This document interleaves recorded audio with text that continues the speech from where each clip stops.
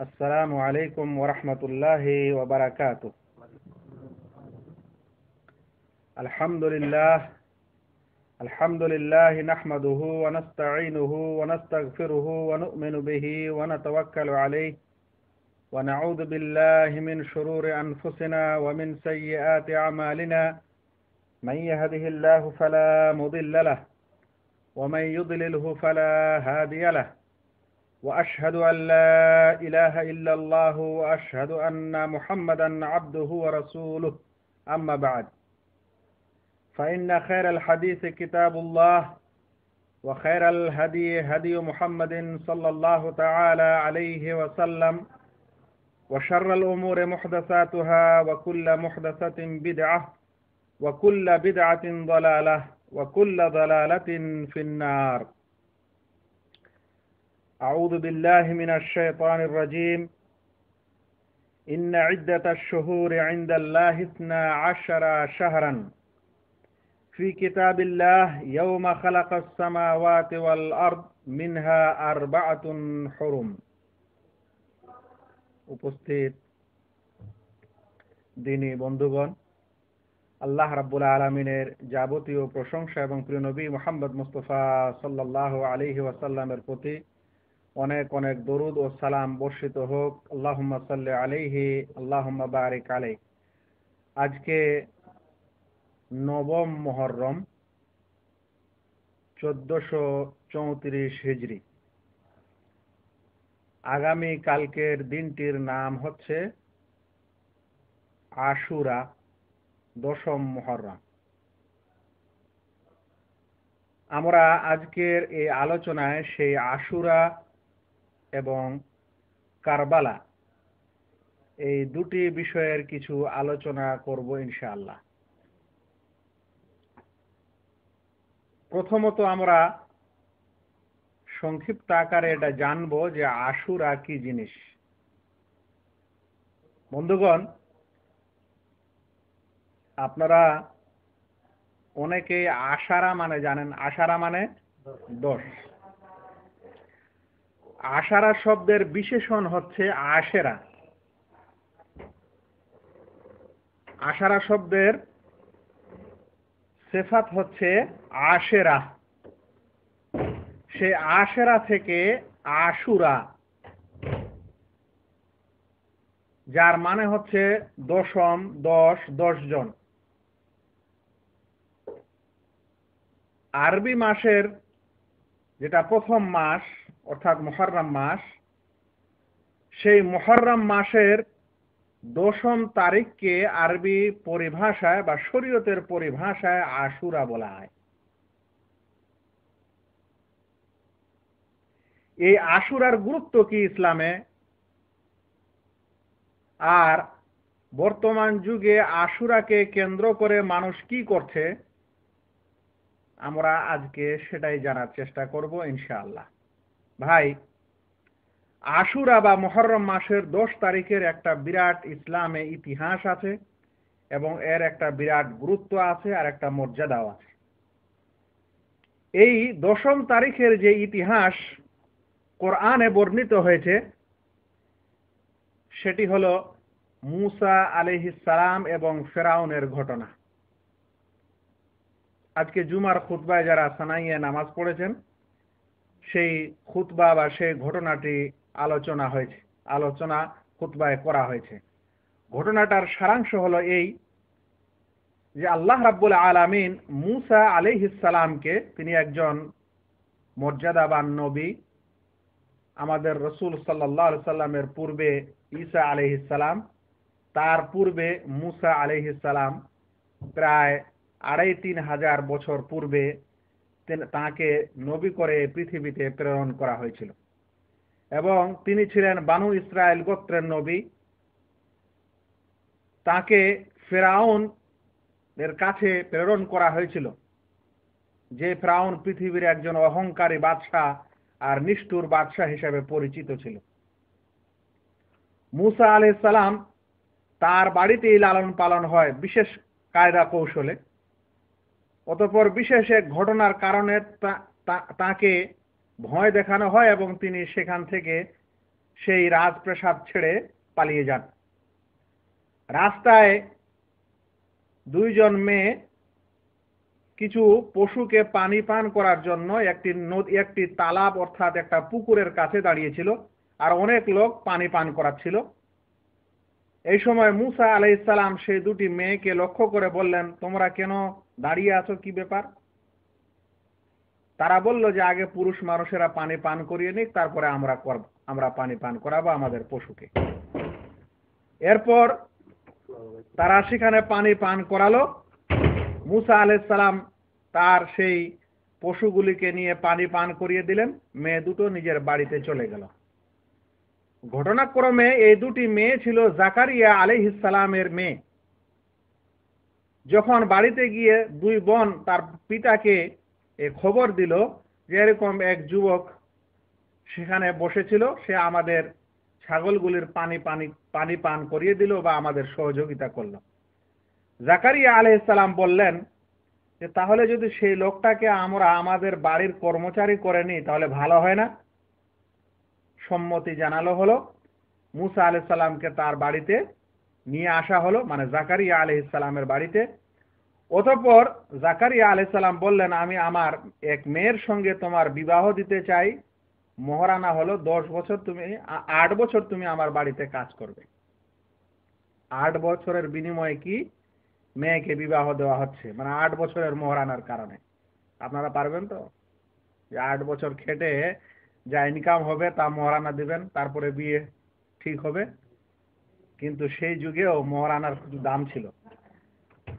অতঃপর যখন এই সময়সীমা শেষ হলো, বলা হয়েছে 8 বছর সেটা তোমার উপর নির্ধারিত, যদি আরো 2 বছর করে দাও তাহলে সেটা তোমার উপর, তুমি চাইলে আরো 2 বছর কাজ করে দিবে, না চাইলে কোনো অসুবিধা নেই। অতঃপর 8 বছরের পর মুসা আলাইহিস সালাম নিজের পরিবারকে নিয়ে যখন ফিরে আসছেন, তখন রাস্তায় তুর পাহাড়ের কাছে আল্লাহ রাব্বুল আলামিনের পক্ষ থেকে ওহী আসে। মুসা আলাইহিস সালাম নবী হন। আদেশ করা হয় ফেরাউনের কাছে যাও, ফেরাউনকে দাওয়াত দাও। মুসা আলাইহিস সালাম সেখান থেকে ফেরাউনের প্রাসাদে এসে যখন দাওয়াত দিলেন এই তাওহীদের, তখন এবং নিজের মুজিজা দেখালেন, তখন তারা বলে উঠলো, এই তোমার মুজিজা, এই যে লাঠি যেটা সাপ হচ্ছে সেটা তো আসলে জাদুর বিষয়, তুমি নবী না। তুমুল ঝগড়া বাঁধলো, বিবাদ হলো। অতঃপর গোটা দেশে যত জাদুঘর ছিল সবকে রাজপ্রাসাদে ডাকা হলো আর জাদুর প্রদর্শন করতে বলা হলো।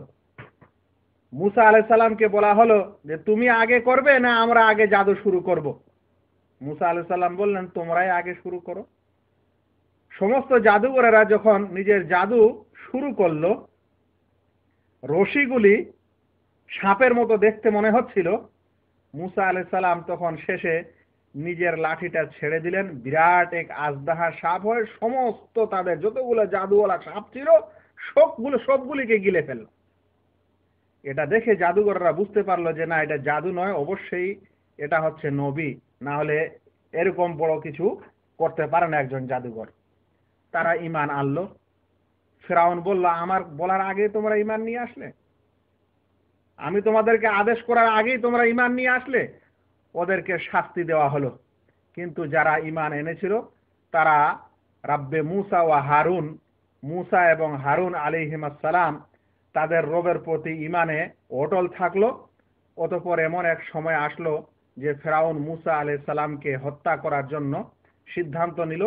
অতঃপর মুসা আলাইহিস সালাম তার বানি ইসরায়েল কওমকে নিয়ে যখন পলায়ন করছেন, এরকম সময়ে নদী পার হতে হচ্ছে, এক নহর পার হতে হচ্ছে। আল্লাহ তাআলার বিশেষ আদেশে যখন লাঠি দিয়ে ওই পানিতে মারা হয় তখন রাস্তা হয়ে যায়। মুসা আলাইহিস সালাম এবং তার সাথীরা যখন ভিতরে ঢুকে পড়েন আর শেষ নদীর তীরে উঠে যান, তখন পিছন থেকে ফেরাউন এবং ফেরাউনের সৈন্যরাও সেই রাস্তায় চলতে লাগে। আল্লাহ রাব্বুল আলামিন মাঝখানে পানিকে আদেশ করেন যে তোমরা মিলে যাও। যখন পানি আপোষে মিলে গেল তখন ফেরাউন এবং সকলে ডুবে মারা গেল। ফেরাউন এবং তার সাথীরা ডুবে মারা গেল। যখন এই ডুবে মারা গেল তখন বানু ইসরায়েল গোত্র, স্বয়ং মুসা আলাইহিস সালাম এবং বানু ইসরায়েল তারা আল্লাহ তাআলার শুকরিয়া আদায় করত, কৃতজ্ঞতা প্রকাশ করত, রোজা রাখলেন। আর এই ঘটনাটা ঘটেছিল এই মুহররম মাসের 10 তারিখে, যাকে আশুরা বলা হয়। ঘটনা ক্লিয়ার ভাই? এই দিনে এই ঘটনা ঘটেছিল বলে এর বিরাট মর্যাদা ইসলামে আছে, এবং এর মর্যাদা স্বয়ং কোরআন শরীফ থেকেও পাওয়া গেল। প্রিয় নবী মুহাম্মদ মুস্তাফা সাল্লাল্লাহু আলাইহি ওয়াসাল্লাম যখন মক্কা থেকে হিজরত করে মদিনায় গেলেন, তখন মদিনায় দেখলেন যে ইহুদিরা রোজায় আছে এই 10ই মুহররমে। আল্লাহ রাসূল সাল্লাল্লাহু আলাইহি সাল্লাম জিজ্ঞাসা করলেন যে তোমরা কেন রোজা আছো? হাদিসটিকে ইমাম বুখারী এবং মুসলিম বর্ণনা করেছেন। বলছেন কালা কাদিমান নবী সাল্লাল্লাহু আলাইহি সাল্লাম আল মদিনা, আল্লাহ রাসূল সাল্লাল্লাহু আলাইহি সাল্লাম মদিনায় আসেন। ফারআল ইয়াহুদা তাসুমু ইয়াওমা আশুরা, নবী সাল্লাল্লাহু আলাইহি সাল্লাম ইহুদিদেরকে দেখেন যে তারা আশুরার দিনে রোজা রাখে। ফাকালা মা হাদা, আল্লাহ রাসূল জিজ্ঞাসা করলেন এটা কিসের রোজা? তখন তারা উত্তরে বলল হাদা ইয়াউমুন সালেহ, এটা খুব নেক দিন, খুব ভালো দিন। হাদা ইয়াউমুন নাজ্জাল্লাহু বনি ইসরাঈল মিন আদুওয়িহিম, এটা সেই দিন যেদিন আল্লাহ রাব্বুল আলামিন বনু ইসরাইলকে তাদের শত্রুদের হাত থেকে পরিত্রাণ দিয়েছিল।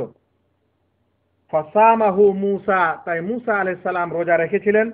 কালা ফাআনা আহাক্কু বিমূসা মিনকুম, তখন নবী সাল্লাল্লাহু আলাইহি সাল্লাম বলেন তাহলে তো এই ব্যাপারে আমি বেশি হকদার, মানে রোজা রাখার ব্যাপারে বনু ইসরাইলের চাইতে আমাকেই বেশি রোজা রাখতে হবে, আমি বেশি রোজা রাখার হকদার। কারণ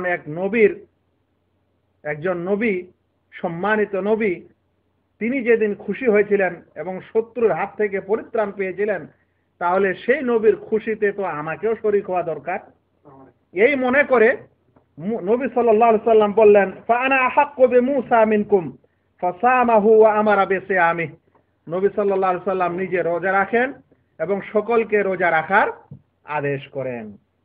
তাই যখনই মুহররম মাসের এই 10 তারিখ আসবে বা আশুরার দিন হবে, সেদিন আমাদেরকে কি করতে হবে? সেদিন রোজা রাখতে হবে। যদিও এই প্রথাটা বনু ইসরাইল বা ইহুদিদের ছিল, কিন্তু যখন আমাদের নবী সাল্লাল্লাহু আলাইহি সাল্লাম স্বয়ং এটার সমর্থন জানালেন আর নিজে এই বিধানটি পালন করলেন, তখন এটা কার বিধান হয়ে গেল? স্বয়ং আমাদের নবী সাল্লাল্লাহু আলাইহি সাল্লামের বিধান হয়ে গেল। এখন আর এটা বনি ইসরাইলের বিধান না।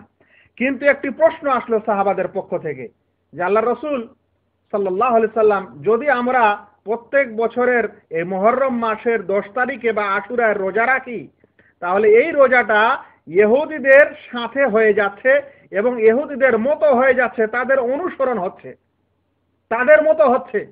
অথচ ইহুদি এবং খ্রিস্টানদের তো আমাদেরকে বিপরীত করতে বলা হয়েছে।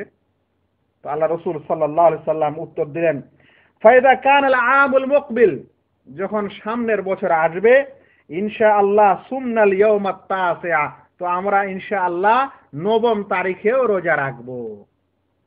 তাহলে কি বোঝা গেল যে আল্লাহ রাসূল সাল্লাল্লাহু আলাইহি ওয়াসাল্লাম আশুরার রোজা রাখলেন, মানে 10ম মুহররম, এবং তার একদিন আগে 9ম তারিখেও রোজা রাখার ইচ্ছা পোষণ করলেন। যখন ইচ্ছা করলেন তখন সেই জিনিসটা শরীয়তের অন্তর্ভুক্ত হয়ে গেল। কিন্তু দুঃখের বিষয় ফালাম ইয়াতিল আমাল মুকবিল হাত্তা তাওফা রাসূলুল্লাহ সাল্লাল্লাহু আলাইহি সাল্লাম, কিন্তু সামনের বছর আসার আগেই প্রিয় নবী মুহাম্মদ মুস্তাফা সাল্লাল্লাহু আলাইহি সাল্লাম ইন্তেকাল করে যান। মানে আল্লাহ রাসূল সাল্লাল্লাহু আলাইহি সাল্লাম আর 9ম তারিখে রোজা রাখতে সক্ষম হননি। কিন্তু আমাদের কাছে এই বিধান নির্দিষ্ট হয়ে গেল যে আমরা যখন আশুরার রোজা রাখব তখন 9ম তারিখেও রোজা রাখব এবং 10ম তারিখেও রোজা রাখব। ওলামায়ে কেরাম এ বিষয়ে অনেক আলোচনা করেছেন এবং অনেকের মতে যে সর্বোত্তম রোজা হচ্ছে আশুরার রোজার মধ্যে সর্বোত্তম রোজা হচ্ছে যে 9, 10, 11 তিনটি রোজা করবে। আর দ্বিতীয় স্তরের সম্পর্কে বলেছেন যে 9 এবং 10 করবে। এমনকি কেউ যদি শুধু 10 করে তবুও চলবে, সেটাও যায়। এই আশুরার রোজা এর ফজিলত কি? এর ফজিলতের সম্পর্কে একটি হাদিস অবশ্যই আমি বলে দিতে চাইব। আল্লাহ রাসূল সাল্লাল্লাহু আলাইহি সাল্লাম বলেন ওয়া সিয়ামু ইয়াউমি আশুরা এবং আশুরার দিনের রোজা আহতাসিবু আলাল্লাহ আন ইউকাফিরা সানা আল্লাতী ক্বাবলা, আমি আল্লাহ তাআলার কাছে আশাবাদী যে এই একটি রোজা বিগত 1 বছরের গুনাহকে ক্ষমা করে দিবে বা ক্ষমার কাফফারা স্বরূপ হবে। হাদিসটিকে ইমাম মুসলিম রাহমাতুল্লাহ আলাইহি বর্ণনা করেছেন। বন্ধুগণ, এটাই হলো আশুরার আসল তথ্য, তাৎপর্য, আর এটাই হলো ইসলামের আসল গুরুত্ব এই আশুরাকে কেন্দ্র করে। যে মুহররম মাসের 10 তারিখে মুসা আলাইহিস সালাম ফেরাউনের হাত থেকে পরিত্রাণ পেয়েছিলেন, ফেরাউন ডুবে মরেছিল, তার সেনাসহ মুসা আলাইহিস সালাম আল্লাহ রাব্বুল আলামিনের শুকরিয়া আদায় করেছিলেন রোজা করার মাধ্যমে। আমাদের রাসূল সাল্লাল্লাহু আলাইহি সাল্লামও সেই রোজাটি করেন এবং তার সাথে আরো একটি রোজা করার আদেশ করেন। বন্ধুগণ, কিন্তু আমাদের সমাজে এই মুহররম মাসের 10 তারিখকে বা আশুরাকে এই জিনিস বলে কি স্মরণ করা হয়, না জিনিস অন্য কিছু হয়েছে, না গোলমাল অন্য কিছু দেখা যাচ্ছে?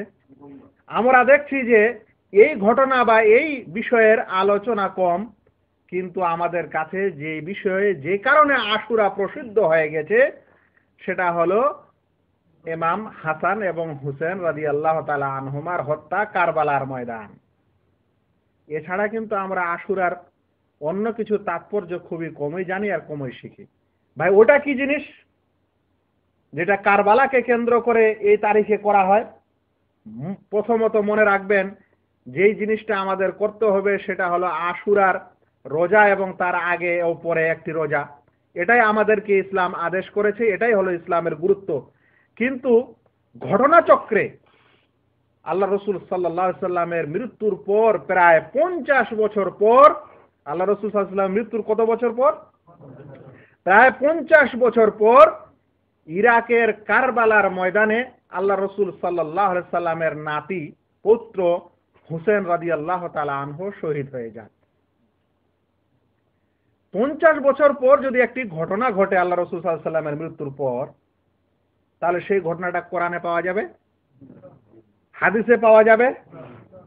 কারণ যেদিন আল্লাহ রাসূল সাল্লাল্লাহু আলাইহি সাল্লাম মারা গেছেন সেদিন আকাশ থেকে ওহীও বন্ধ হয়ে গেছে, আর যেদিন আল্লাহ রাসূল সাল্লাল্লাহু আলাইহি সাল্লাম মারা গেছেন সেদিন তার কথা বা তার হাদিসও বন্ধ। তাহলে কারবালা যেদিন ঘটেছে আল্লাহ রাসূলের মৃত্যুর প্রায় 50 বছর পর, সেই কারবালার ঘটনাটা কি আমাদের শরীয়তের অন্তর্ভুক্ত হবে? আর কোনোই চান্স নেই, হওয়ার কোনো চান্স নেই। কারণ তখন থেকে ইসলাম কমপ্লিট, তারপর আল্লাহ রাসূল সাল্লাল্লাহু আলাইহি সাল্লাম মারা গেছেন। আর যখন এটা ইসলামের অংশই হবে না, তখন এর ফজিলতও হবে না, আর এটা আমাদের জন্য করাও কি হবে না, উচিত হবে না। তবে একটু জানবো যে এই ঘটনাটি কি, কারবালায় কি ঘটেছিল। আসলে আল্লাহ রাসূল সাল্লাল্লাহু আলাইহি সাল্লামের মৃত্যুর পর 4 জন খলিফা, যারা ইসলামী রাষ্ট্র পরিচালনা করেছিলেন এবং যাদের সম্পর্কে আল্লাহ রাসূল সাল্লাল্লাহু আলাইহি সাল্লাম সুসংবাদ দিয়েছিলেন, যাদের অনুসরণ করতে বলেছিলেন, আলাইকুম বিসুন্নতি ওয়া সুন্নাতিল খোলাফা আর রাশিদিন, তোমরা আমার সুন্নতকে ধরে থাকবে এবং খোলাফায়ে রাশিদিনদের সুন্নতকে অনুসরণ করবে। সেই 4 খলিফার মধ্যে প্রথম খলিফা ছিলেন আবু বকর রাদিয়াল্লাহু তাআলা আনহু, তারপরে দ্বিতীয় খলিফা হযরত উমর রাদিয়াল্লাহু তাআলা আনহু, তারপর তৃতীয় খলিফা ছিলেন হযরত উসমান রাদিয়াল্লাহু তাআলা আনহু, অতঃপর চতুর্থ খলিফা ছিলেন হযরত আলী রাদিয়াল্লাহু তাআলা আনহু। আলী রাদিয়াল্লাহু তাআলা আনহুর মৃত্যুর পর হাসান, অর্থাৎ আল্লাহর রাসূল সাল্লাল্লাহু আলাইহি সাল্লামের বড় নাতি বা হযরত আলী রাদিয়াল্লাহু তাআলা আনহুর বড় ছেলে, তিনিও খলিফা হয়েছিলেন। কিন্তু তিনি মুয়াবিয়ার সঙ্গে একটা বিশেষ সন্ধির কারণে নিজের খেলাফত বা নিজের রাষ্ট্র দায়িত্ব, সেই ক্ষমতা তাকে দিয়ে দিয়েছিলেন। দেওয়ার পর তারপরে পঞ্চম আর খলিফার পিরিয়ড সেখান থেকে শেষ হয়ে গেছিল। তারপরে সেই পঞ্চম হযরত হাসান রাদিয়াল্লাহু তাআলা আনহু, আর ষষ্ঠ ইসলামিক রাষ্ট্রের প্রধান ছিলেন মুয়াবিয়া রাদিয়াল্লাহু তাআলা আনহু। মুয়াবিয়ার নামটা অনেকে খারাপ ভাবে নেয় এবং খারাপ মনে করে। মুয়াবিয়া একজন সাহাবী ছিলেন রাদিয়াল্লাহু তাআলা আনহু। এমন সাহাবী ছিলেন যিনি ওহী লিখতেন, লেখাপড়াওয়ালা সাহাবী ছিলেন। আকাশ থেকে যে ওহী আসতো কোরআন শরীফ, সেই ওহী কয়েকজন লিখতেন, তার মধ্যে একজন ছিলেন মুআবিয়া রাদিয়াল্লাহু তাআলা। আল্লাহ রসুল সাল্লাল্লাহু আলাইহি সাল্লামের শেলো ছিলেন, আল্লাহ রসুল সাল্লাল্লাহু আলাইহি সাল্লামের শালা ছিলেন। সেই মুআবিয়া রাদিয়াল্লাহু তাআলা আনহু রাষ্ট্রপ্রধান হলেন। অতঃপর তিনি যখন তার যখন মৃত্যু কাছে আসলো, মৃত্যুর পূর্বেই তিনি তার ছেলেকে এই ইসলামিক রাষ্ট্রের বা সেই সময়ের ইসলামিক প্রশাসনের প্রধান দায়িত্ব তার ছেলেকে দিয়ে মারা যান। তার ছেলের নাম ছিল ইয়াজিদ। তার ছেলের নাম কি ছিল? यजीद। भाई जो लोग आप लोग बांग्ला नहीं समझ पा रहे हैं, अगर आप लोग बैठना चाहते हैं तो बैठिए, नहीं बैठना चाहते हैं तो आराम से आप लोग बाहर जाइए और यहाँ डिस्टर्ब मत कीजिएगा। मैं बोल रहा हूँ, आपको अगर नहीं समझ में आ रहा है आप लोग बाहर जाके बैठ सकते हैं, वरना डिस्टर्ब नहीं कीजिएगा। और अगर आप सुनना चाहते हैं तो आराम से सुनिए। যাই হোক, আমি যে কথা বলছিলাম সেটা হলো এই যে মুআবিয়া রাদিয়াল্লাহু তাআলা আনহু তার মৃত্যুর পূর্বে এই রাষ্ট্র ক্ষমতা হস্তান্তর করে যান কার হাতে? ইয়াজিদের হাতে। ইয়াজিদ কে ছিল? মুআবিয়া রাদিয়াল্লাহু তাআলা আনহুর ছেলে। তাহলে তিনি হলেন তাবেঈ। ইয়াজিদ কি হলেন?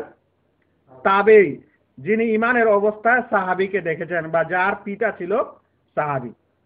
এখন এই ইয়াজিদ যখন রাষ্ট্র খলিফা হলেন বা রাষ্ট্রপ্রধান হলেন, তখন ইয়াজিদের হাতে প্রায় সারা বিশ্ব, মানে সেই সময়ের মুসলিম সমাজ ইয়াজিদের হাতে বয়াত করলেন, মানে অঙ্গীকার করলেন। করার পর তাকে রাষ্ট্রপ্রধান মেনে নিলেন। কিন্তু কিছু লোক এমনও ছিলেন যারা ইয়াজিদকে রাষ্ট্রপ্রধান হিসাবে স্বীকার করেননি, যে কোনো কারণে হোক। ইয়াজিদ বয়সে ছোট হোক সে কারণে, বিচক্ষণ কম হোক সে কারণে, মোত্তাকি বেশি নয় সে কারণে, আরো অন্যান্য যে কোনো কারণ হোক, কিছু কারণে কিছু মানুষ তাকে রাষ্ট্রের প্রধান হিসাবে স্বীকার করেননি। তার মধ্যে একজন ছিলেন হুসেন রাদিয়াল্লাহু তাআলা আনহু। আর একজন সাহাবী ছিলেন বিচক্ষণ সাহাবী আব্দুল্লাহ ইবনে জুবাইর রাদিয়াল্লাহু তাআলা আনহু। তারা তখন যখন বায়াত করেননি, মানে রাষ্ট্রপ্রধান হিসাবে স্বীকার করেননি, তখন কিছু মানুষ মনে করে যে ইয়াজিদের চাইতে হুসেন তো অনেক ভালো, কারণ তিনি হচ্ছেন আল্লাহ রসুলের নাতি এবং তিনি ফজিলত মর্যাদার দিক দিয়ে বেশি ভালো, হয়তো তাকওয়া পরহেজগারের দিক দিয়ে অনেক বেশি ভালো। তো সেই কারণে হুসেনকে রাদিয়াল্লাহু তাআলা আনহুকে তাকেই খেলাফত পাওয়ার বা রাষ্ট্রপ্রধান হওয়ার প্রয়োজন আছে। কিন্তু মদিনা মক্কা সহ প্রায় সব স্থানে ইয়াজিদের হাতে বায়াত হয়ে গেছে। এই সময় ইরাকের কুফা শহর থেকে কিছু মানুষ হুসেন রাদিয়াল্লাহু তাআলা আনহুকে চিঠি লিখতে শুরু করে যে আপনি যদি কুফায় চলে আসেন তাহলে আমরা আপনাকে এখানকার রাষ্ট্রপ্রধান বানাবো এবং আপনার হাতে আমরা বায়াত করব। এইভাবে অনেক চিঠি আসে এবং অনেক বর্ণনা এগুলোর ব্যাপারে। যাই হোক, হুসেন রাদিয়াল্লাহু তাআলা আনহু হজের সময় ইয়াউমুত তারবিয়া, মানে 8ম জিলহিজ্জায় তিনি সেখান থেকে বের হয়ে যান। কোথায় যাওয়ার জন্য? কুফা। কিন্তু তার পূর্বে তিনি তার চাচাতো ভাই মুসলিম বিন আকিলকে কুফায় পাঠিয়ে দেন যে তুমি খবর সবর নাও। যাই হোক, ওইদিকে খবর সবর নিতে গিয়ে ওকেই হত্যা করে দেওয়া হয়। এখন হুসেন রাদিয়াল্লাহু তাআলা আনহু যখন এই কুফার দিকে রওনা দিলেন, তখন দেশের যিনি রাষ্ট্রপ্রধান তার দায়িত্ব কি হবে? এটাকে কি বলা হবে যে এ মানছে না, আমার রাষ্ট্রের আইন বা আমি যে রাষ্ট্রপ্রধান আমাকে স্বীকার করছে না, তাহলে একে বলা হয় বিদ্রোহী। কি বলা হয়?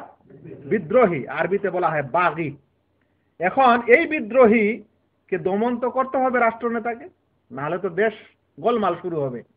সে কারণে তিনি ওবাইদুল্লাহ বিন জিয়াদকে গভর্নর করে দায়িত্ব দিয়ে হুসেন রাদিয়াল্লাহু তাআলা আনহুর এই কাফেলাকে এবং এই লোকজনকে দমন করার চেষ্টা করেন। যখন হুসেন রাদিয়াল্লাহু তাআলা আনহু কারবালায় পৌঁছান, ইরাকের যে কারবালার ময়দান, সেখানে যখন পৌঁছান, তখন এই গভর্নর তাকে ঘেরাও করে।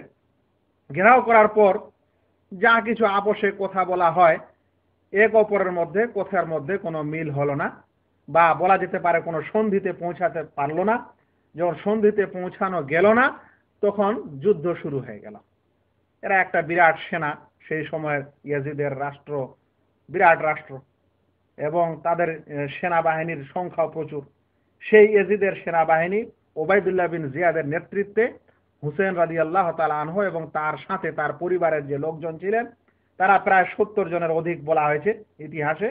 এই 70 জন লোকের সঙ্গে যুদ্ধ বেঁধে যায়। অতঃপর শেষ পর্যন্ত হুসেন রাদিয়াল্লাহু তাআলা আনহু সেখানে শহীদ হয়েছেন। এটা কখন ঘটে? আল্লাহ রসুল সাল্লাল্লাহু আলাইহি সাল্লামের মৃত্যুর কতদিন পর? প্রায় 50 বছর পর।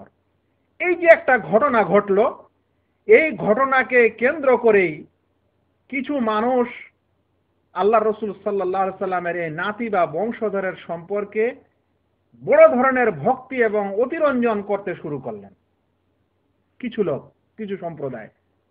আর এই কারবালার ঘটনাকে এত রং চং দিয়ে বলতে শুরু করলেন যে মনে হচ্ছে কারবালার ময়দানে শুধুমাত্র হুসেন রাদিয়াল্লাহু তাআলা আনহু এবং তার সাথে যারা লোকজন ছিল তারাই হয়তো দুনিয়াতে মুমিন মানুষ, আর বাকি সমস্ত লোক যেন কাফের হয়ে গেছে, বাকি সমস্ত লোক যেন ইয়াজিদ হয়ে গেছে, বাকি সমস্ত লোক যেন ইয়াজিদের গ্রুপ হয়ে গেছে। ওরা মনে করে এই এরকমই বিশ্বাস তাদের অন্তরে হয়ে যায়, যে কোনো প্রেক্ষাপটে এবং যে কোনো ষড়যন্ত্রে হোক না কেন। সেই জন্য আলে বাইত অর্থাৎ আল্লাহ রসুল সাল্লাল্লাহু আলাইহি সাল্লামের বংশধর কি তারা মুমিন এবং ইমামের যোগ্য মনে করে, বাকি আর কাউকে মনে করে না। এসব কারণে তারা অনেকগুলো কথা এবং বর্ণনা তারা বানাওয়াটি ক্ষেত্রে বলতে শুরু করে। আর এদের রং চঙ্গে আমাদের দেশের কিছু সুন্নি মানুষও সাথ দেয়, সেটা আমি পরে বলছি। যাই হোক, আমি বলছিলাম যে কারবালায় এরকম মর্মান্তিক ভাবে হযরত হুসেন রাদিয়াল্লাহু তাআলা আনহু কি হন? শহীদ হয়ে যান। এরপর এখান থেকে মোড় নিয়ে নেয় একটা বিশেষ গ্রুপ, যারা বিশেষ একটা দল ইসলামিক সমাজে তৈরি হয়ে যায়, যারা সেই কারবালার ঘটনাকে কেন্দ্র করে অনেক কিছু লেখালেখি করে এবং অনেক কিছু ইসলামের ইতিহাসকে মোড় দিয়ে দেয়। যদি কোনো মানুষ এই ঘটনার ইতিহাস পড়তে লাগে, সাধারণ মানুষ, তাহলে অনেক গোলমালে পড়ে যায়। কারণ যারা আলে বাইত বা হুসেন রাদিয়াল্লাহু তাআলা আনহু এবং তার সাথে যারা ছিলেন সেই কাফেলায়, তাদেরকে যারা অতিরঞ্জিত ভাবে, খুবই বাড়াবাড়ি ভাবে ভালোবাসেন, তারা তাদের মতো করে ইতিহাস লিখেছেন। মানে শিয়াপন্থীরা, এদেরকে বলা হয় শিয়া, আর অন্য নাম হচ্ছে রাফেজি। এরা এই ঘটনাকে নিজের মতো করে সাজিয়েছে। আর ইয়াজিদ এবং ইয়াজিদের সেনাবাহিনীতে যারা ছিল তাদেরকে দুনিয়ার সবচাইতে নিকৃষ্ট করে দেখিয়েছে। সেই কারণে যদি আপনি ইতিহাস পড়েন, সেই যুগের আরবি ইতিহাস, আর লেখক যদি শিয়া হয়, রাফেজি হয়, তাহলে আপনি ভাববেন যে মনে হয় এই হুসেন রাদিয়াল্লাহু তাআলা আনহু এবং তার কাফেলা ছাড়া আর পৃথিবীতে হয়তো কোনো মানুষ ভালো ছিল না, সবাই মুনাফিক, সবাই কাফের। অথচ ইয়াজিদের সাথে অনেক সাহাবা নামাজ পড়তেন। ইয়াজিদের ইমামতিতে কি করতেন? অনেক সাহাবী নামাজ পড়তেন। শুধু হযরত হুসেন এবং আব্দুল্লাহ ইবনে জুবাইর আরো হয়তো এক দুইজন ছাড়া সকলেই বায়াত করেছিলেন। সে সাহাবীর ছেলে ছিল। যদিও আমরা এটা বিশ্বাস করি না যে ইয়াজিদ খুব মুত্তাকি মানুষ ছিল, এরকম না, কিন্তু এই যুগের অনেক মুত্তাকির চাইতেই ভালো ছিল। ইয়াজিদ যুদ্ধ করেছে, ইসলামিক রাষ্ট্র পরিচালনা করেছে, এবং ইসলামিক রাষ্ট্রের যেটা বর্ডার সেটা তার দ্বারায় আরো বিস্তারিত হয়েছে, সম্প্রসারণ হয়েছে, অনেকগুলো খিদমত আছে। এবং ইয়াজিদের সবচাইতে বড় ফজিলতে যে কথা বলা হয়, কিছু মানুষ শুনলে চট করে বলে দেয় ইয়াজিদের প্রশংসা করছে। ইয়াজিদের সম্পর্কে আল্লাহ রাসূল সাল্লাল্লাহু আলাইহি সাল্লামের একটি বিশেষ হাদিস, যে কুস্তুনতুনিয়ার যুদ্ধে যে শরীক হবে তারা ক্ষমাপ্রাপ্ত হবে। আর এই কুস্তুনতুনিয়ার যুদ্ধে ইয়াজিদ কমান্ডার ছিল, তো সে কারণে ইয়াজিদের ফজিলত আছে। এরকম নয় যে ইয়াজিদ খুবই ছিল। আর হত্যাকাণ্ডটা যে হয়েছিল এই যুগের মতো না যে মোবাইলে যোগাযোগ হচ্ছে, এখন কি অবস্থা, এই করো সেই করো। কমান্ডারকে হুকুম করা হয়েছে দমন করার জন্য। ইতিহাসে লেখা হয়েছে যে যখন হত্যা হয়ে যায় তখন ইয়াজিদ আফসোস করেছিল যে আমি তো এরকম করতে বলিনি যে হত্যা করে দাও, হুসেনকে হত্যা করে দাও, এরকম তো আমি তোমাকে আদেশ করি। কিন্তু লিডার যখন যুদ্ধ করেছে, সংগ্রাম করেছে, ও ভেবেছে হত্যা করে দিলেই মনে হয় আমাকে বেশি ভালোবাসবে, বা আর কিছু প্রেক্ষাপট হয়ে গেছে সেখানে, সে কারণে হত্যা হয়। যাই হোক, এটা একটা বিরাট মর্মান্তিক ঘটনা, আর এটা খুব মর্মাহত ঘটনা, যেই ঘটনাকে কেন্দ্র করে এরকম হয়ে গেছে, এবং এরকম হওয়াটা পুরোপুরি একটা ভুল এবং একটা খারাপ জিনিস ছিল, আর সেটার কোনোদিনই সমর্থন করা যায় না। তবে যেটা ঘটার ছিল সেটা ঘটে গেছে। আমরা এখন যতই কষ্টাকষ্টি করি, আর যতই রাগ করি, আর যতই আফসোস করি, সেটা কি আর পাল্টা যাবে? যাই হোক, ঘটে গেছে। কিন্তু যে কথা আমি আপনাদেরকে বলতে চাচ্ছি, যে সেই সময় ওই শিয়া সম্প্রদায় এই ঘটনাকে কেন্দ্র করে কারবালার মর্যাদায়, আর আলে বায়েতের মর্যাদায়, আর তাদের প্রশংসায় এত বেশি কিছু লেখালেখি এবং বলাবলি করে, যে শুনলে আপনারা অবাক হয়ে যাবেন। আমি তাদের এ সম্পর্কে কয়েকটি কথা বলি। এই যে ঘটনাটা যেখানে ঘটলো কারবালা, একটু আগে আমি আপনাদের বোঝানোর চেষ্টা করেছি, যেহেতু এই ঘটনাটা আল্লাহ রসুল সাল্লাল্লাহু আলাইহি সাল্লামের মৃত্যুর প্রায় 50 বছর পর ঘটে, তাহলে ইসলামের সাথে ইসলামের বিধিবিধানের সাথে এর কোনো সম্পর্ক নাই। যেটা সম্পর্ক আছে সেটা হলো ইসলামের ইতিহাসের সাথে, এবং সেই ঘটনাকে কেন্দ্র করে শিক্ষা নেওয়া যেতে পারে, এটা আছে। কিন্তু এর মাধ্যমে কোনো বিধিবিধান আসবে, এর ফজিলত আসবে, আর কিছু আসবে, এরকম কিছু পাওয়া যাবে না।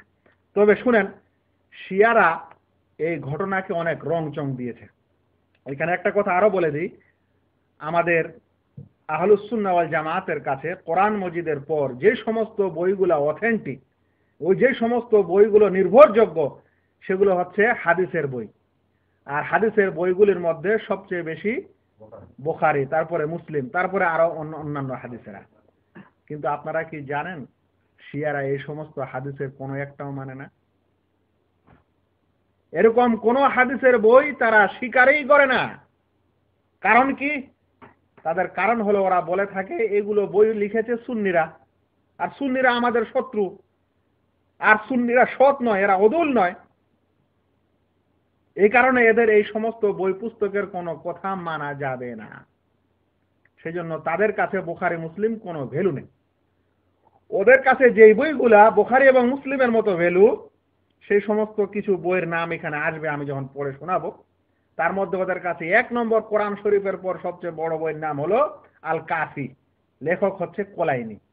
যাই হোক, ওরা এই কারবালাকে কেন্দ্র করে অতিরঞ্জিত করতে করতে ফাজল জিয়ারাতিল হুসেন আয়ে কারবালা, হুসেনের জিয়ারত বা কারবালার জিয়ারতের ফজিলত বর্ণনা করছে। আর এই ফজিলত আবার কোরআনেও নাই, আর আমাদের আহলুস সুন্নাহ ওয়াল জামাতের কোনো বইতে নাই, এগুলো ওদের বইতে আছে। কি আছে শুনেন, বলছে মান আতা কাবরাল হুসেন আরিফান বিহাক্কিহি ফি গায়রি ইয়াউমি ঈদিন, যে ব্যক্তি হুসেনের কবরের কাছে আসবে ওর হক জানার পর ঈদের দিন ছাড়া, কাতাবাল্লাহু লাহু 20 হাজ্জা, তাহলে আল্লাহ রাব্বুল আলামিন তার জন্য 20 হজের নেকি লিখে দিবেন। এটা কখন? যদি ঈদের দিনে না আসে, ঈদ ছাড়া অন্যান্য দিনে জিয়ারত করতে যায়। কোথায়? কারবালা বা হুসেন রাদিয়াল্লাহু তাআলা আনহুর কবরে। বলছেন মাবরুরাতিন মাকবুলাতিন, মাবরুর হজ্জে মাবরুর, যেটা গ্রহণীয় হজ, যে হাজির হজ বরবাদ হয় না, এরকম হজের নেকি হবে 20টা। ওয়ামান আতাহু ফি ইয়াউমি ঈদিন, আর যে ব্যক্তি ঈদের দিনে আসবে, কাতাবাল্লাহু লাহু 100 হজ্জ ওয়া 100 উমরা, তো আল্লাহ রাব্বুল আলামিন তার জন্য 100 হজ ও 100 উমরার নেকি লিখবেন ঈদের দিনে যদি যান।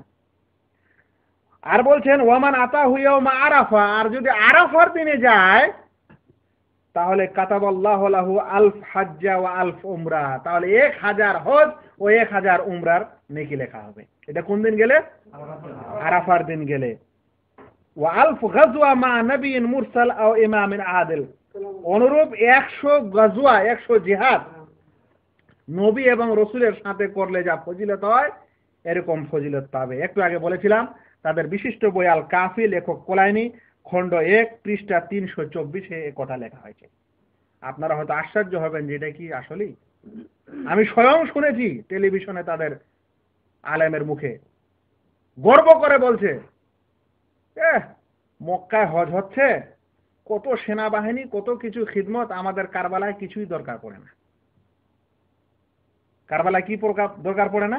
কোনো মেইনটেন্যান্সের দরকার পড়ে না, ফজিলতে চলছে খালি। আপনারা যদি সচেতন মানুষ হন তাহলে দেখবেন আরাফার দিনে তাদের বিশেষ চ্যানেলে কারবালার হজ প্রচার করা হয়। যেদিন আরাফার দিন হয় মক্কায়, যেদিন ইমামের খুতবা হয় আরাফায়, আহলুস সুন্নাহ ওয়াল জামাতের যেদিন হজ হয় সেরকম সংখ্যায় তারা কোথায় জড়ো হয়? কারবালায় জমায়েত হয়। টেলিভিশনে লাইভ দেখতে পারবেন। ওরা এই হজকে গুরুত্ব দেয় না।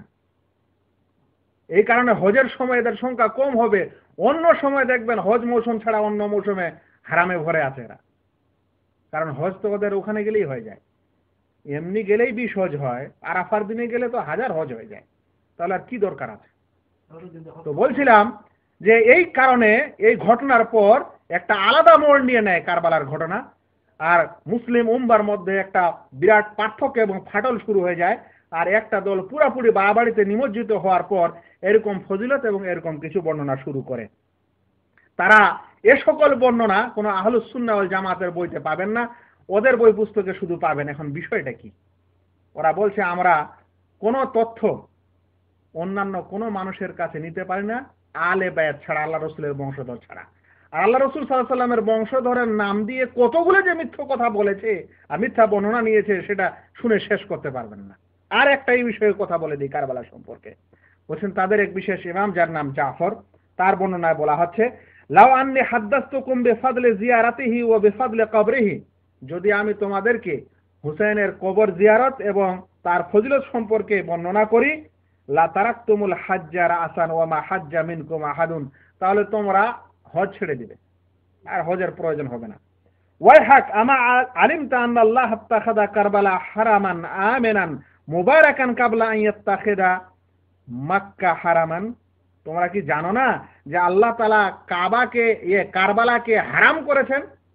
ওই হারাম যেখানে শান্তি, যেমন হারামাইন শরীফাইনকে কি বলা হয়? হারাম। বলছে কারবালাকে হারাম করা হয়েছে মক্কাকে হারাম করার পূর্বে। যদি এটা তোমরা জেনে নাও তাহলে তোমরা আর মক্কায় হজ করতে যাবে না। লেখক বাহারুল আনোয়ার বা বিহারুল আনোয়ার, আর যার লেখক হচ্ছে মাজলিসি, সেখানে লেখা হয়েছে 101 পৃষ্ঠায়। চিন্তা করছেন ভাই? তাহলে কারবালার ঘটনাকে কেন্দ্র করে কি মোড় নিয়েছে এবং কি হয়েছে? এটা তো কারবালার হুসেনের জিয়ারত, হুসেন রাদিয়াল্লাহু তাআলা আনহুর কবরের জিয়ারত এবং কারবালার জিয়ারত। এবার আশুরার দিন যেহেতু এটা ঘটেছিল, কোন দিন ঘটেছিল? আশুরা, মুহররম মাসের 10 তারিখে। তখন ওই আশুরারও তারা ফজিলত বর্ণনা করেছে। সেই সমস্ত ফজিলতের মধ্যে এক দুটি হাদিস আপনাদের শুনাই। এগুলা ওদের হাদিস, আমাদের কোনো বুখারী মুসলিম ছাড়া অন্যান্য কোনো হাদিসের গ্রন্থে এই তথ্য নেই। এগুলা ওদের তৈরি করা হাদিস। একটি বলছে যে আল্লাহ রাসূল সাল্লাল্লাহু আলাইহি ওয়াসাল্লাম বলেছেন, আল্লাহ রাসূল সাল্লাল্লাহু আলাইহি ওয়াসাল্লাম বলেছেন, এটা ওদের কথা।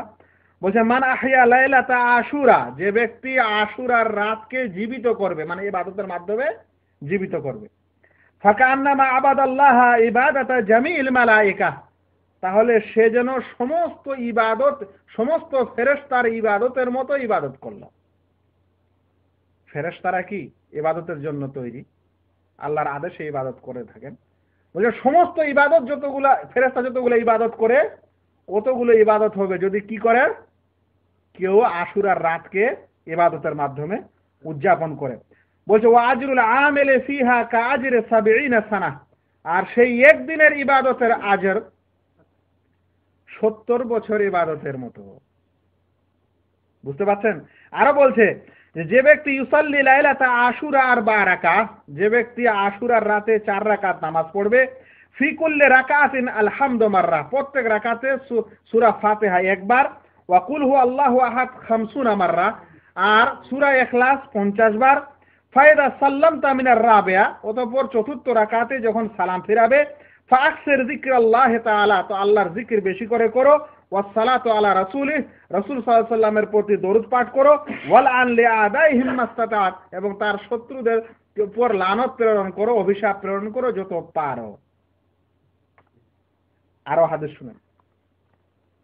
বলছে তাদের সাদেক ইমাম, মান বাতা ইনদা কবরিল হুসাইন লাইলাতা আশুরা, যে ব্যক্তি আশুরার রাতে এই হুসাইনের কবরের কাছে রাত যাপন করবে, লাকে আল্লাহ ইয়াউমাল কিয়ামাতে মুলাত্তাখান বিদামিহি, তো কিয়ামতের দিনে হুসেনের রক্তে রক্তিত হয়ে সে উঠবে। ওয়া কান্নামা কোতেলা মাহু ফি আরসাতে কারবালা, যেন সে কারবালার ময়দানে শহীদ হয়েছে। এগুলা হচ্ছে তাদের কি বর্ণনা। এই বর্ণনাগুলির মধ্যে একটি জিনিস চিন্তা করার কথা, এই যে আমাদের বিরাতি রাতগুলাতে ইবাদত হয়, শবে মেরাজ, শবে বারা, যে ইবাদতগুলি হয়, সেই ইবাদতগুলির যে সকল ফজিলত বর্ণনা করা হয় আর নামাজের যে রূপরেখা বর্ণনা করা হয়, এইখানকার হাদিসের সাথে মিল থাকছে। সূরা ফাতিহা একবার পড়ো, কুল হু আল্লাহু আহাদ 50 বার পড়ো, আর অন্য জায়গায় বলা হয়েছে কুল হু আল্লাহু আহাদ 1000 বার পড়ো। চিন্তা করছেন? তো এই সব গোলমালের মধ্য দিয়ে মনে হয় সেগুলোতেও কিছু গোলমাল ঢুকেছে। যাই হোক ভাই, এটা ছিল কিসের ফজিলতে বর্ণনা? আশুরার কি ফজিলত, আর কারবালায় হযরত হোসেন রাদিয়াল্লাহু তাআলা আনহুর কবরের কি জিয়ারতের কি বর্ণনা। এবার আরেকটি জিনিস শুনেন, কারবালার ওই স্থান যেখানে হযরত হোসেন রাদিয়াল্লাহু তাআলা আনহুকে দফন করা হয়েছে, তার সম্পর্কে জানেন তার ফজিলত কি? তার সম্পর্কে তারা বলেছে যে মা হিয়া ফজিলাতু আরদে কারবালা ওয়া তুরবা আল্লাতী দফনা ফিহা ইমাম হোসেন, যেই মাটিতে যেখানে ইমাম হোসেন দফন করা হয়েছে ওই মাটির এবং ওই স্থানের ফজিলত কি? তো তারা বলছে যে আন্নাল্লাহ আযজা ওয়া জাল্লা আওহা ইলা আরদিল কাবা আল্লাতী ইফতাখারাত বিনাফসিহা, বলছে আল্লাহ রাব্বুল আলামিন কাবার মাটিকে ওহী করেছেন, যে নিজে নিজেই নিজের ফখর করেছে, প্রশংসা করেছে। আন্নাহু লাউলা আরদু কারবালা মা ফাদ্দালতুকে, যদি কারবালার মাটি না হতো তাহলে আমি তোমার ফজিলত দিতাম না, তোমাকে অগ্রাধিকার দিতাম না। মানে কারবালার মাটি না হলে কাবার কোনো মর্যাদা হতো না। এই সমস্ত রেওয়ায়াত বর্ণনার সাথে আরো মিলে যে আমাদের দেশের বিদআতি ওই কথা, যারা বলে যে নবী মুহাম্মদ তুমি সৃষ্টি না হলে দুনিয়া সৃষ্টি হতো না। সেজন্য ভাই ইসলামের এই সকল জিনিস যতই গভীরে যাবেন ততই একটা জিনিস ফুটে উঠবে যে শিয়া এবং সুফিদের মধ্যে বিরাট মিল আছে। শিয়া এবং সুফিদের মধ্যে কি আছে? সুফি মানে কবর মাজারি, শিয়া এবং কবর মাজারিদের মধ্যে বিরাট মিল আছে। এরকম বর্ণনাগুলির মাধ্যমে ফুটে ওঠে যে সকল বর্ণনা এরা কাবা এবং কারবালা এবং কারবালার ময়দান, হোসেন রাদিয়াল্লাহু তাআলা আনহুর কবর এবং মাটির যে ফজিলতগুলো বর্ণনা করেছে, এগুলোর সাথে ওখানে ওই সকল ফজিলতের মিল ঢুকে পড়ে। কিন্তু বিষয়টা বড়, কোনটা জিনিস এখান থেকে ঢুকেছে, কোনটা ঢুকেনি, কবে ঢুকেছে, এগুলা বিশেষ বিরাট রিসার্চের প্রয়োজন আছে। যাই হোক, হোসেন রাদিয়াল্লাহু তাআলা আনহুর কবরের মাটির সম্পর্কে বলা হচ্ছে শেফাউন মিন কুল্লি দাইন ওয়া হুয়া দাউল আকবার, বলছে যে প্রত্যেক রোগের ঔষধ সেখানকার মাটি। তারপরে বলছেন যে আন্না আরদা কারবালা হিয়া কিতাআতুম মিনাল জান্নাহ, কারবালার মাটি জান্নাতের অংশ। কাবাও জান্নাতের অংশ নয়, আল্লাহ রাসূল সাল্লাল্লাহু আলাইহি ওয়াসাল্লামের মসজিদও নয়, আর রিয়াদুম মিন রিয়াদিল জান্নাহ যেটা মসজিদে নববীর বিশেষ স্থান সেটাও না, কিন্তু কারবালার এগুলো ফজিলত। বন্ধুগণ, এটাই হলো ওই ঘটনা, যেই ঘটনাকে কেন্দ্র করে পৃথিবীতে 3 মসজিদ ছাড়া অন্য স্থানের জিয়ারত শুরু হয়েছে এবং ফজিলত বর্ণনা করা শুরু হয়েছে। ইসলাম ক্লিয়ারলি বলেছে যে লা তুশাদ্দুর রিহাল ইল্লা ইলা সালাসাত মাসাজিদ, 3টি মসজিদ ব্যতীত নেকির উদ্দেশ্যে ভ্রমণ করা যাবে না। কিন্তু কারবালার জিয়ারত করলে কি হয়? হজ হয়। সেই মসজিদের ফজিলত গেল এখন কোথায় শুরু হলো? কারবালায়। এই কারবালার যে 10ম তারিখে আশুরার দিনে শহীদ হয়েছিলেন বলে সেই তারিখে জিয়ারত করলে এতগুলো নেকি হয়। মানুষ সেই তারিখের জিয়ারত শুরু করলো। সেই কবরের সম্মান শুরু হলো। কি এই কবরের মাটির এত সম্মান হতে পারে, সেই কবরের সম্মান হবে না? সেখানে ওই কবরের সম্মান শুরু হলো। ওখানে রাত যদি কেউ উদযাপন করে, রাত প্রবাহ করে, তাহলে এতখানে নেকি আছে। কিসের জন্য রাত প্রবাহ করবে? কিছু সুপারিশ চাইবে, কিছু প্রয়োজন আছে, তাই না? আর এই সকল জিনিসই ঢুকে পড়েছে সুফিদের মধ্যে। যেমন তাদের কাছে 3 মসজিদের কাছে, মানে পীর মাজারিদের কাছে 3 মসজিদে শুধু জিয়ারত করা যায় না, ওরা মানে না। ওরা বলে আপনি খাজা মঈনুদ্দিন চিশতির কবরেরও জিয়ারত করেন, বাগদাদ শরীফেরও, আব্দুল কাদের জিলানীরও জিয়ারত করেন, এবং যে কোনো পীর সেই পীরের ওখানেও জিয়ারত করেন। যেমন এরা বছরে 10ম তারিখে যেদিন শহীদ হয়েছেন সেদিনটাকে উদযাপন করে হজ রূপে, এরকম আমাদের দেশের ওই সকল পীরের আস্তানাগুলিতে যেদিন পীর মারা যায় সেগুলো উদযাপন করা হয় উরুসুকে। যেমন এখানকার ফজিলত বর্ণনা করা হয় তেমন এই উরুস এবং মেলা আর পীরদেরও ফজিলত বর্ণনা হয়। ভাই সেই কারণে বলছিলাম যে এখান থেকেই আমাদের মুসলিম সমাজ এবং মুসলিম উম্মতে একটা ভয়ানক মোড় নিয়ে নেয় বিষয়টা। আর একদল মানুষ পুরাপুরি ইসলাম থেকে বেরিয়ে গিয়ে কোরআন এবং সুন্নতকে ছেড়ে দিয়ে নিজের মতো বর্ণনা আর নিজের মতো কেসা কাহিনীর উপর পুরা একটা দিনকে তারা খাড়া করে দেয়, দণ্ডায়মান করে দেয়, এবং ওই হিসাবে তারা এ সকল কাজ করে। মনে রাখবেন, এই দিনের সাথে এই দিনের ফজিলত এবং এই দিনের কোনো করণীয় নেই এই রোজা ছাড়া। তবে এই দিনে আমাদের দেশে কি করা হয় দেখবেন, রেডিওতে প্রকাশ চলছে আশুরার মাতম, টেলিভিশনও চলছে আশুরার কথা, টেলিভিশনও চলছে কারবালার কথা, পত্র পত্রিকায় চলছে এগুলোর কথা, অথচ দেশে ফের কেউ শিয়া নেই, দেশে আবার সবাই সুন্নি। এগুলো কেমন করে আসলো আর কেন করা হচ্ছে? এই দিনে দেখবেন আপনারা অনেক খবরাখবরে কিছু মানুষ খুব জোরে জোরে পিছনে চেন মারছে আর রক্তাক্ত করছে, শরীরটা ব্লেড মারছে আর রক্তাক্ত করছে। আর কিছু মানুষ কালো কাপড় পরে আছে, আর কিছু মানুষ কাঁদতে পারে না, চোখ দিয়ে পানি আসে না, তবুও খালি চোখ কচলায় কচলায় কাঁদন বের করছে। এই জন্য কিছু ওলামায়ে কেরাম আমাদের বলেছেন যে হযরত হোসেন রাদিয়াল্লাহু তাআলা আনহুকে শহীদ করেছেন এরাই ডেকেছিল, এই কুফাবাসী এনে ডেকেছিল, তারপরে ডেকেছিলেন হযরত হোসেন রাদিয়াল্লাহু তাআলা আনহু, অন্য জায়গার মানুষ তো ডাকেননি। তো যখন গেছিলেন কুফায় যাচ্ছিলেন, তো কুফার লোকেরা হেফাজত কেন করতে আসেনি? ওরা কেন হেফাজত করলো না হযরত হোসেনের? তাহলে আসলে ওরাই ডাকলো, ওরাই শহীদ করলো, ওরাই হত্যাকারী। আর হত্যা করার পর তখন ভুয়া কাঁদন কাঁদছে, মানে শুধুমাত্র নিজের দোষ ঢাকার জন্য, না নচেত এরাই হচ্ছে আসল হত্যাকারী। মনে রাখবেন, এই দিনে মাতম করতে হবে, মানে শোক পালন করতে হবে। ইসলামে এরকম কোনো ঘটনা নেই যেখানে কারো মৃত্যুর পর বছর বছর ধরে শোক চলবে।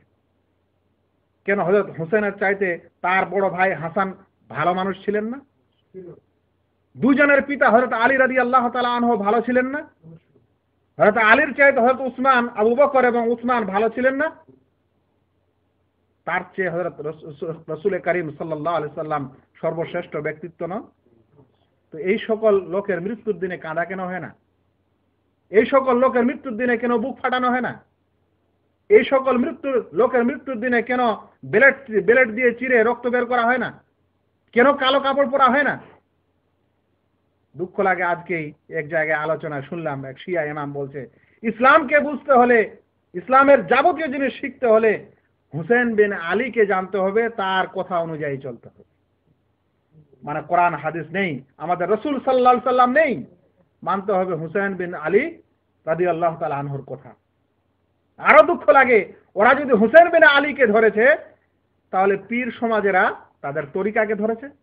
তারা বলছে আব্দুল কাদের জিলানীরটা শুনতে হবে, খাজা মঈনুদ্দিন চিশতিরটা শুনতে হবে, নাহলে যার পীরের হাতে, যেই পীরের হাতে বায়াত হয়েছে সেই পীরের শুনতে হবে। আরো দুঃখ লাগে, যারা এই শিয়াও নয়, বিদআতিও নয়, কিন্তু ইমামকে কট্টরভাবে মানে, তারা বলছে ইমাম আবু হানিফার কথা শুনতে হবে রাহমাতুল্লাহ আলাইহি, কেউ বলছে ইমাম শাফিঈর শুনতে হবে, কেউ বলছে ইমাম মালিকের শুনতে হবে, কেউ বলছেন ইমাম আহমদ বিন হাম্বলের শুনতে হবে। কিন্তু আল্লাহ রাব্বুল আলামিন যার উপর গোটা বিধান এবং ওহী অবতীর্ণ করলেন, নবী মুহাম্মদ মুস্তাফা সাল্লাল্লাহু আলাইহি সাল্লাম আজ দূরে চলে গেছে। মুসলমানদের বিরাট সংখ্যা, এরা কেউ ইমাম নিয়ে, কেউ পীর নিয়ে, আর কেউ হযরত হোসেন রাদিয়াল্লাহু তাআলা আনহুর বিধিবিধান নিয়ে, তারা যা বলেছেন সেটাই বিধান। আর ইসলামের কোরআন এবং হাদিস, যেটা সুন্নত, আল্লাহ তাআলা এবং আল্লাহ রাসূল সাল্লাল্লাহু আলাইহি সাল্লাম যা কিছু বলেছেন সেটা দূরে চলে গেছে। আর এটা নিয়েই এখন উদযাপন হচ্ছে। এই সকল কার্যকলাপের মধ্যে আমাদের দেশে দেখবেন কিছু মানুষ তাজিয়া তৈরি করে। তাজিয়াটা কি জিনিস? এটা হুসেন রাদিয়াল্লাহু তাআলা আনহুর কাল্পনিক কবর,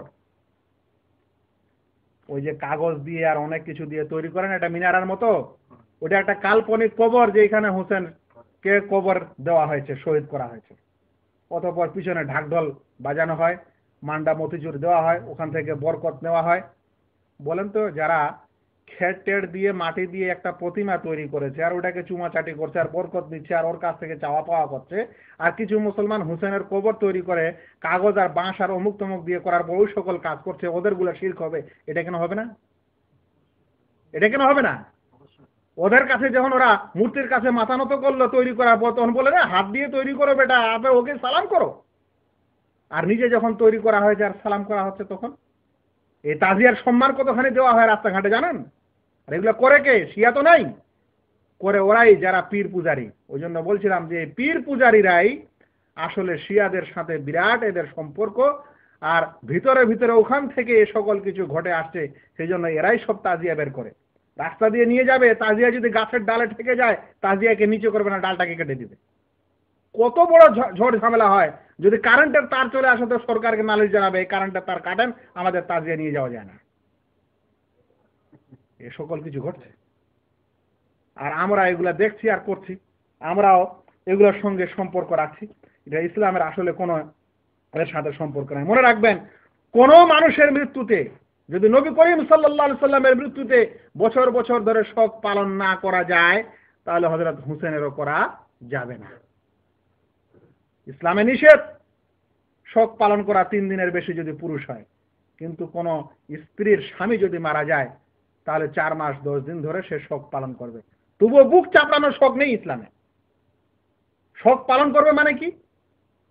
সেই মহিলা 4 মাস 10 দিন ধরে, কিংবা কোনো পুরুষ কারো মৃত্যুতে 3 দিন ধরে, মানে স্বাভাবিক যেগুলো সে আনন্দ ফুর্তির কাজ করে সেগুলো সে করবে না।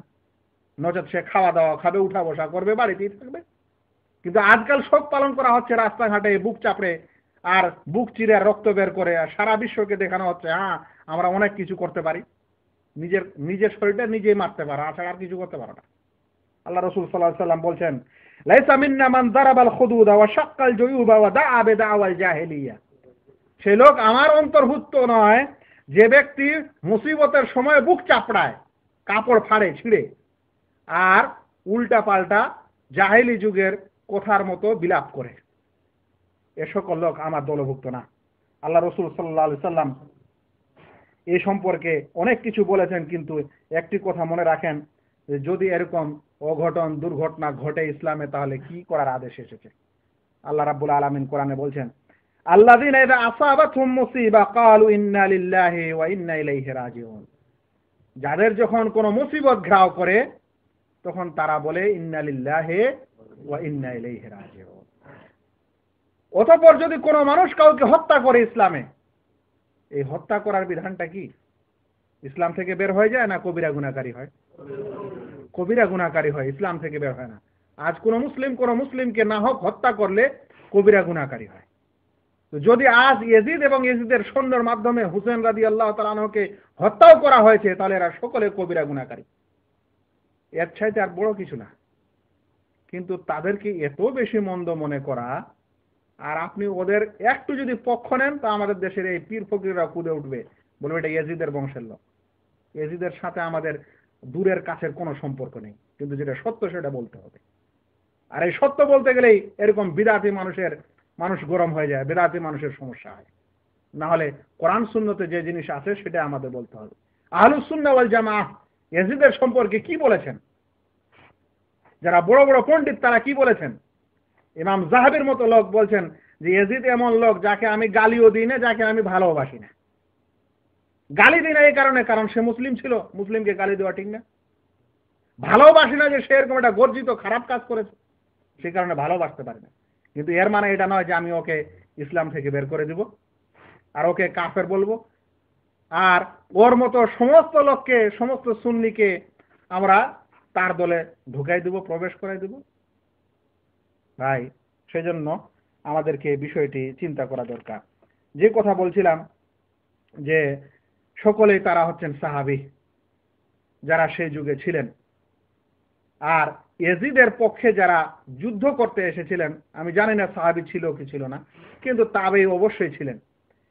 এরপরে এই ঘটনার পর এই শিয়ারা ইয়াজিদ এবং ইয়াজিদের বংশ, মানে ইয়াজিদের পিতাকে মুআবিয়া রাদিয়াল্লাহু তাআলা আনহু, আর মুআবিয়া ছিলেন আল্লাহ রাসূল সাল্লাল্লাহু আলাইহি ওয়াসাল্লামের শালা এবং কাতেবে ওহী সাহাবী।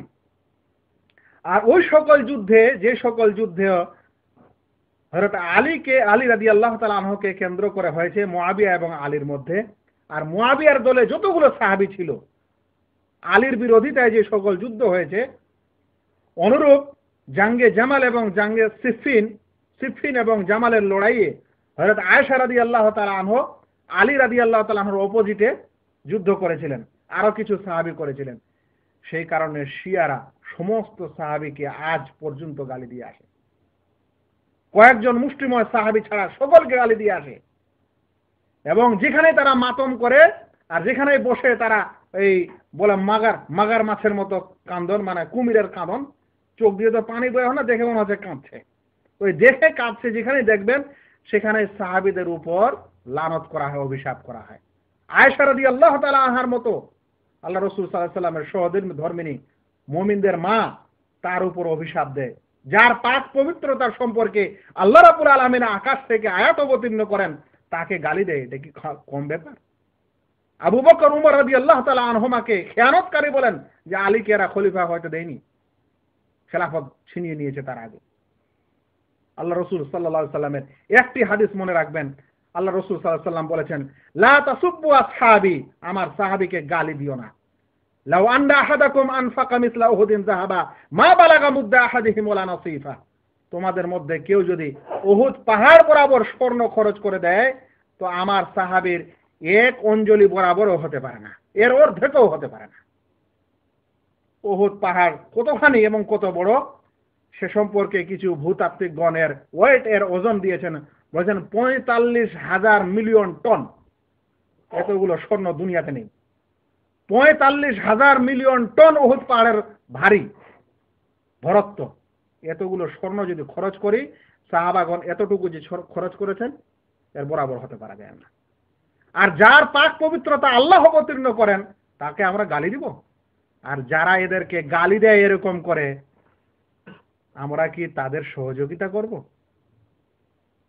আর তাদের নিয়ম নীতির উপর কি আমরা চলব? তাদের দলের কি অন্তর্ভুক্ত হব? এটা কখনোই হতে পারে না। এটা কখনো ঈমান নয়। ঈমান হলো আল্লাহ রাসূল, আল্লাহ রাব্বুল আলামিন এবং আল্লাহ রাসূল সাল্লাল্লাহু আলাইহি ওয়াসাল্লাম যা কিছু বলেছেন, যে পথ দিয়েছেন তার উপর অটল থাকা। বন্ধুগণ, আমি আলোচনা প্রায় শেষ করতে চাচ্ছি। আলোচনার সারাংশ আপনাদের সামনে বলে দিই। প্রথমত, মুহররম মাসের 10 তারিখকে আরবি শব্দে বা আরবি ভাষায় আশুরা বলা হয়, অর্থাৎ মুহররম মাসের 10ম তারিখ। এই তারিখে মুসা আলাইহিস সালাম ফেরাউনের হাত থেকে পরিত্রাণ পেয়েছিলেন বলে তিনি শুকরানা স্বরূপ রোজা রেখেছিলেন। আল্লাহ রাসূল সাল্লাল্লাহু আলাইহি সাল্লাম শেষ নবী, তিনি এই সংবাদ পাওয়ার পর তিনিও রোজা রাখেন, তার উম্মতকে রোজা রাখার আদেশ দেন, ওদের বিপরীত করতে বলেন। তাই আশুরার 10 তারিখ তারপরের একটি রোজা কিংবা 9 ও 10 রোজা রাখতে হবে। এটা হলো আমাদের রাসূল সাল্লাল্লাহু আলাইহি সাল্লামের আদেশ এবং একটি মুস্তাহাব রোজা, এটা আমাদের করতে হবে। এটাই হলো আশুরার আসল তাৎপর্য এবং ইসলামের সাথে এর সম্পর্ক। বাকি হযরত হুসেন রাদিয়াল্লাহু তাআলা আনহু এই দিন শহীদ হয়েছিলেন, কিন্তু এটা ছিল আল্লাহ রাসূল সাল্লাল্লাহু আলাইহি সাল্লামের মৃত্যুর প্রায় 50 বছর পর। আর এই 50 বছর পরের কোনো এক ঘটনা ইসলামের কোনো বিধিবিধানের সাথে কোনো সম্পর্ক হবে না, কারণ ইসলাম কমপ্লিট হয়ে গেছে যেদিন আল্লাহ রাসূল সাল্লাল্লাহু আলাইহি সাল্লাম ইন্তেকাল করেছেন। উপর থেকে ওহী আসা বন্ধ হয়েছে, আল্লাহ রাসূল সাল্লাল্লাহু আলাইহি সাল্লামের হাদিসও তখন থেকে বন্ধ হয়ে গেছে। এরপরের কোনো ঘটনা ইসলামের সাথে সংযোজন হবে না বিধান স্বরূপ। তবে এটি একটি ঘটনা, একটি মর্মান্তিক ঘটনা। এই ঘটনাগুলির মাধ্যমে আমাদেরকে শিক্ষা নেওয়া দরকার, কি করা দরকার, ভবিষ্যতে কি করা দরকার, এ সকল কিছুর প্ল্যান নেওয়া দরকার, কিংবা এর মাধ্যমে আরো কিছু চিন্তা ভাবনা করা দরকার। কিন্তু ইসলামের এটা অংশ না।